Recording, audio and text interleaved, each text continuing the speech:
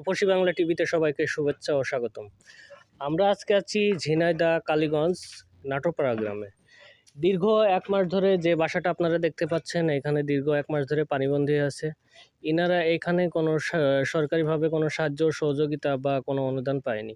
তো বিস্তারিত তাদের মুখ থেকে দেখতেইছেন যে পানিতে সবকিছু তলিয়ে গেছে। আমাদের তো অনেক সমস্যা, মনে করেন যে রান্না বান্নার সময় অসুবিধে, খাওয়া না, ছেলেপেলে স্কুলে যাইতে পারে না। তারপরে সেখানে কোনো সহযোগিতা নেই, উপরের থেকেও আসে নাই, দেখা নাই, শুনে নাই, কিছু বলে নাই। কিভাবে এখানে তো পানি হলো? এই বন্যার পানিতে চলে আসে পানি, বৃষ্টির পানি, বন্যার পানি চলে আসে। অনেক কষ্টের এই যে পানির ভিতরে এই যে দেখেন এই যে এর কি অবস্থা। এই পানিতে কৃষি কামড়াই দিয়েছে, হাতে দিয়ে সমস্যা। এখন সারাদিন কাজ কাম করতে কি তলিয়ে গিয়েছে আপনাদের এখানে? পানি জানি ঘর বাড়ি ভেঙে গেছে। তারপরে এই যে টয়লেট ব্যবহার করার কায়দা নেই, তারপরে পানি খাওয়ার কোনো ব্যবস্থা নেই। এখন মনে করেন আমাদের খুব সমস্যা।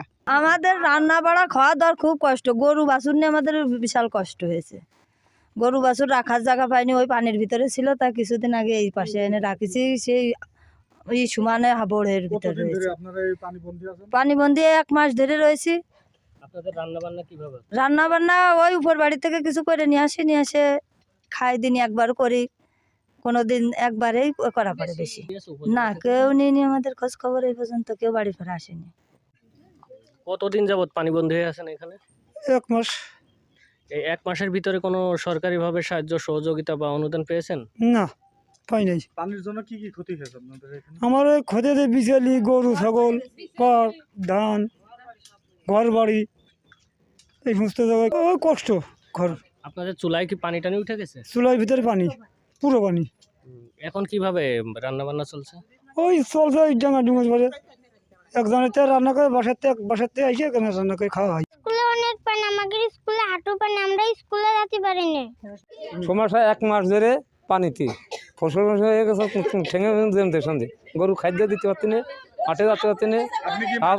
ধান লাগাইছিলেন? ধান তলায় গিল। ধান তলায় গেছে? হ্যাঁ, তলায় গেছে। পাট তলায় গেছে। আপনার কি ক্ষতি হয়েছে? পাট তলায় গেছে। হ্যাঁ, আর গোল ক্ষতি হয়ে গেছে, রান্দা ঘর তলায় গেছে।